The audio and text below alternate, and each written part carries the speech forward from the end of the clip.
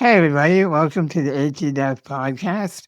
I'm happy to be joined today by a longtime friend, Julie Muccini, the research manager at Stanford Human Performance Research Lab. Thank you for being here, Julie. Thanks, Owen. I'm really thankful that you invited me, and I'm really looking forward to talking with you today. Yeah, same here. So I know you and I go way back, but I would love it if you could introduce yourself and talk a little bit about how you got to where you're at today.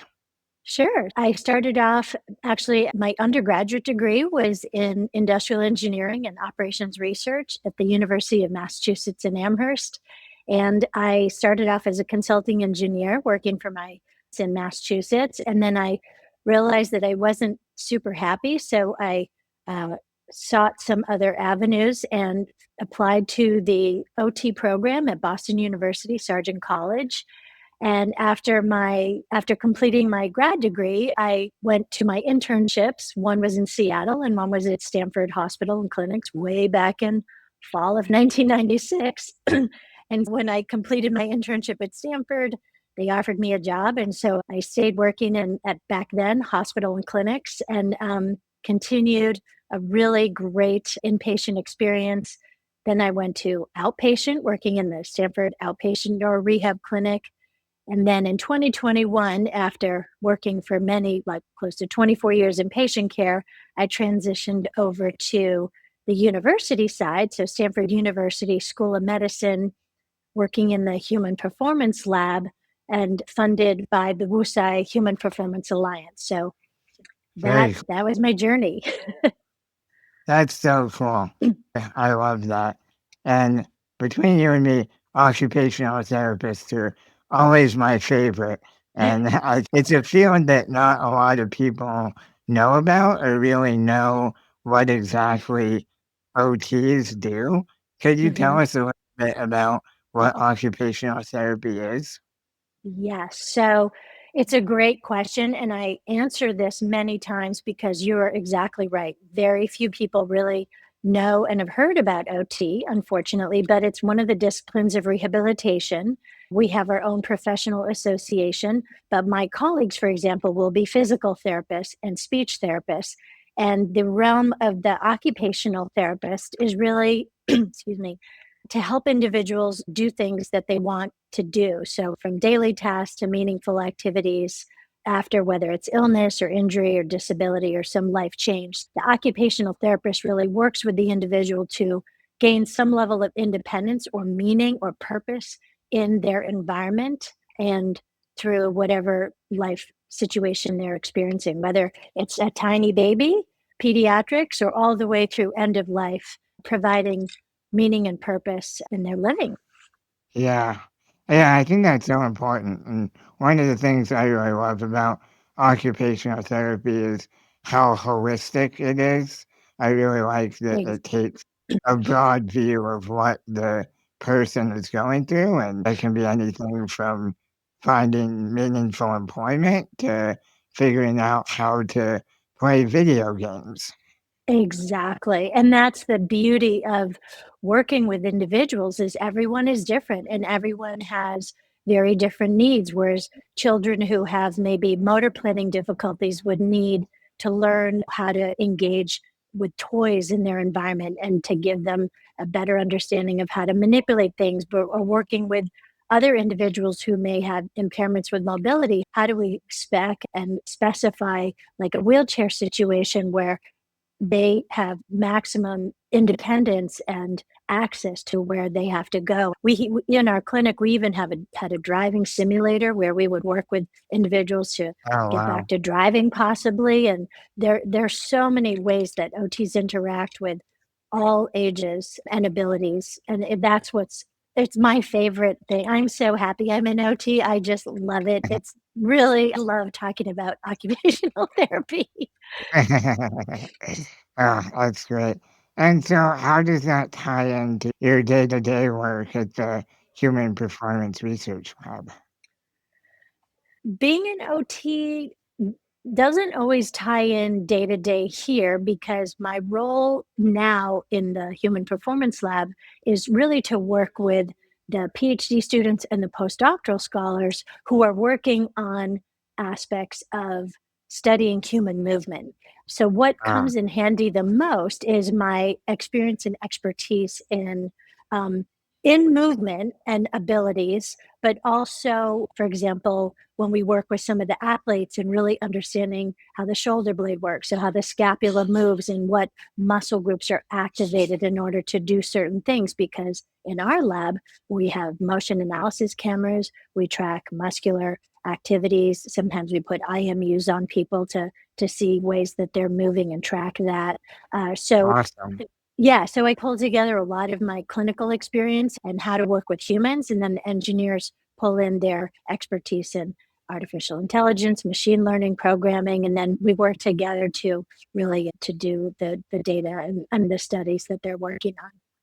That's great. And so you're really looking a lot about how the human body works as a machine and how to make it more more efficient. Yeah, and not always just more efficient, but just really understanding how humans move, right? So we are doing work with individuals who have a certain neuromuscular diseases, and given that certain of their muscles are working, it really changes how they stand up from a chair and how they walk on the floor, how they raise their arms. And with the things and the apps that we've developed to track how they move, we're really also learning how to capture that and differentiate. So if someone has to do a clinical trial with a drug, and we can say we've captured how they move, and now 1 year later on this drug or not, this is how they move now. And so really being able to fine tune understanding human movement more than just a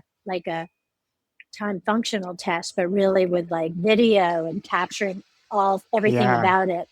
Yeah, that's so interesting. I feel like it's probably going to be really helpful as people are building models of the environment for AI. I think one thing that really has always stuck with me is that the environment that we live in was built by humans for humans. And so when you have a disability or some sort of mobility issue that differentiates you from how other people interact with the environment, that can sometimes be more disabling than the disability itself. I totally agree. And where they're moving now with all the this vision, the computer vision, they're looking at now how they can do a visual of an environment and then enter certain parameters. So the parameters of what the person's ability is, and then Mm, reorganize environments to better meet that person's needs. Because you're right, someone designed an environment thinking about themselves, and they didn't take other people's abilities into consideration. And so now right. that they can do modeling of really what our best practice setups, not just for an individual who may be using a wheelchair for their primary source of mobility, but even for individuals who have a disability like walking disability from, let's say, Parkinson's or post stroke, Yeah. how they move through the environment, or have, if they're visual or cognitively impaired, there's totally different setups. And so there's a lot of benefit to using all these new technologies to create models to see what's going to be best. Yeah, I think that's so exciting. And it all falls under the umbrella of assistive technology, which I Yep. think is so exciting. And I know you and I met when you were at the Neuromuscular Research Center at Stanford. Can you talk a little bit about assistive technology does, both in your Yeah. professional role, but also how you've seen it empower people?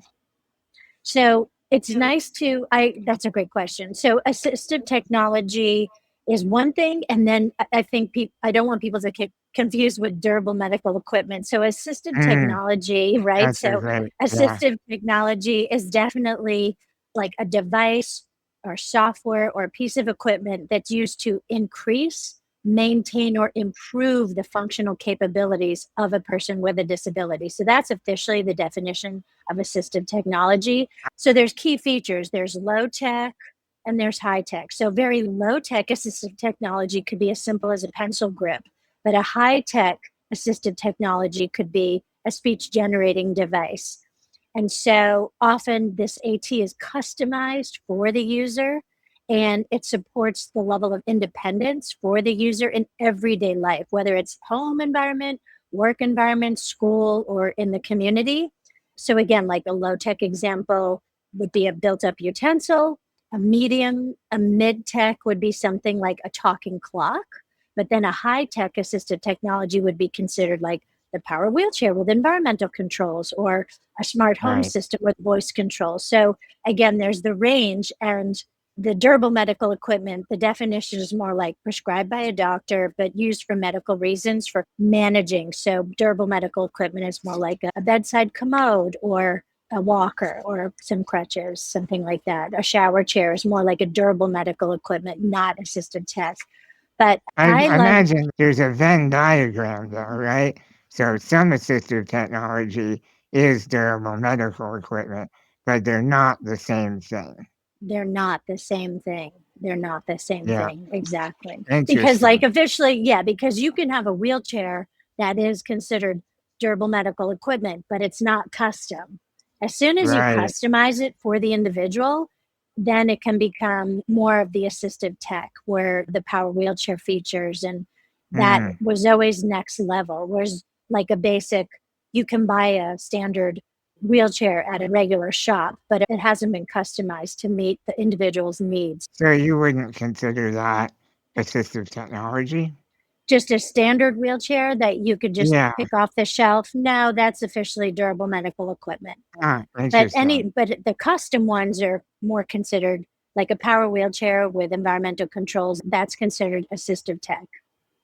Okay, interesting. Yeah, Hmm. and the prescription is different too, and the documentation requirements are all very Right. different. Yeah, when you do that complex rehab technology. Yeah, it's a lot more complicated. Yep, Yeah. yep, exactly. But Yeah, yeah, oh, sorry. I was just yeah, I think one of the cool things I've seen in the last few years, particularly with environmental control, is that you now have solutions like, Amazon Alexa or Google Nest that are able to help control your home environment. And I sound old here, but when I was a kid, we had to fight so hard to have those home control technologies as, I guess, durable medical equipment, and insurance never covered it. But now that technology is available to a lot more people, which I think is really exciting. I do too. I'm happy to see that accessibility is easier to access for some. The thing that makes me feel sad is where there's so much innovation now, for example, with some of the assistive like devices or the like the robotic arms and things like that, where it's still pretty hard Yeah, to get those devices, whether insurance hasn't given it a code and so they don't want to pay for it. And I think some of those real innovative exoskeletons and robotic arms and things to people is still quite challenging. And so I hope one day we turn the corner on those things and more they can get in the hands of more people who need them. yeah, yeah, and that's a lot of what the work we're doing at ATDev, and we think that by having a economy of scale, that will help bring down the cost and increase the availability for everybody. So, but I agree, it is yeah, it's definitely a big problem is getting the right technology to the right people at the And right it time. at the right time, and it's hard because the things are being created so quickly, and Medicare has only so much bandwidth to understand and review all these things. And in order to even get a code Yeah, into Medicare, you have to have years of proof and evidence that it's a reliable tool and that it's beneficial. And so years go by where of course you want to only give something to someone that has been vetted and that is shown to be helpful or safe. It just takes so much time. And I think then there's, like you said, the amount of money that it's going to cost to provide different tools to different people. And then they decide what they're going to pay for or not. And Yeah, it's a hard process. Yeah, but it's very important and very rewarding.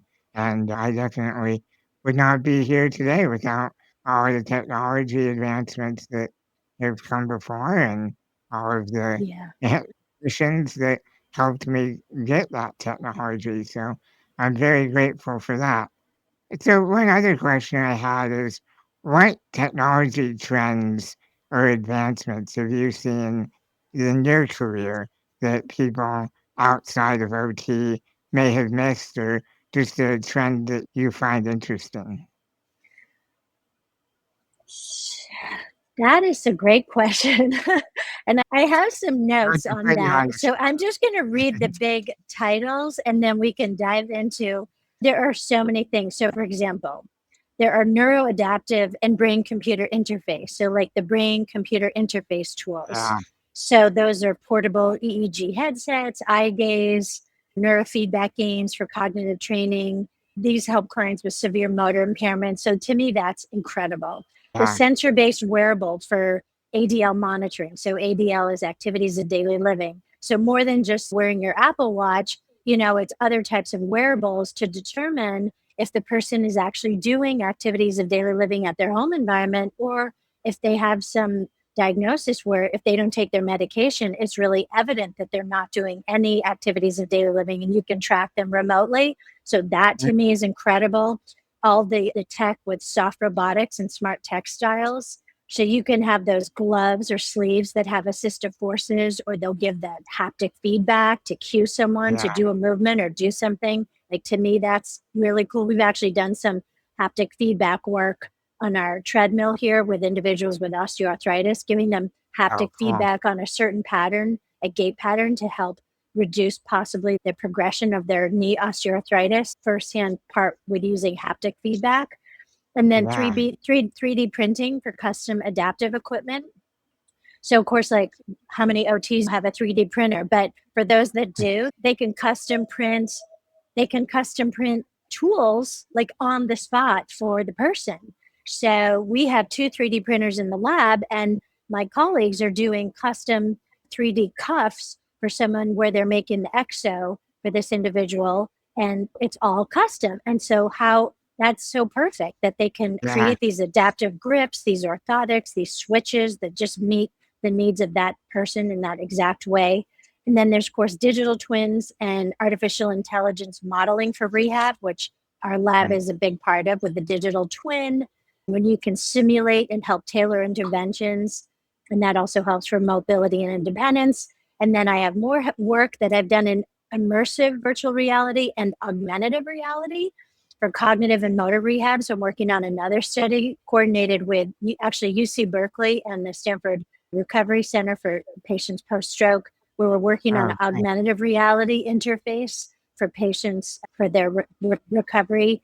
And then lastly is the AI-powered clinical documentation and goal tracking, which for mm. me, I wish I had that when I was in clinic, because if I could, me, as I blather on, wouldn't it have been nice if I could have had the AI documenting for me? They have it now, but I've been out of the clinic for a couple of years. And so really tracking all the documentation which is such a burden for a lot of therapists. It's actually yeah, one of the causes of burnout for yeah, nursing and therapists is the level of documentation. So now knowing you can do your treatment, you can actually engage with the patient fully, and something behind you is capturing all the essential parts of it. I could work with patients all day long, but it was the documentation that just wore me out. So those yeah. are all the cool tech advancements. Oh, that's great. Yeah, thank you for sharing. Yeah, having them all listed out there is just, it's really an exciting time to be in the field that we're in of helping people stay independent because there's just so many advancements that are either here right now or just on the horizon that are really going to have a meaningful impact in Yeah, people's lives. yeah, agreed. Yeah. Thank you so much for being here, Julie, and I really appreciate your time, and I'm sure everybody's really, really have loved this session, so thank you. Thank you, Owen. So great to chat with you today. Thanks again for everything. All right. Take care and until next time. Okay.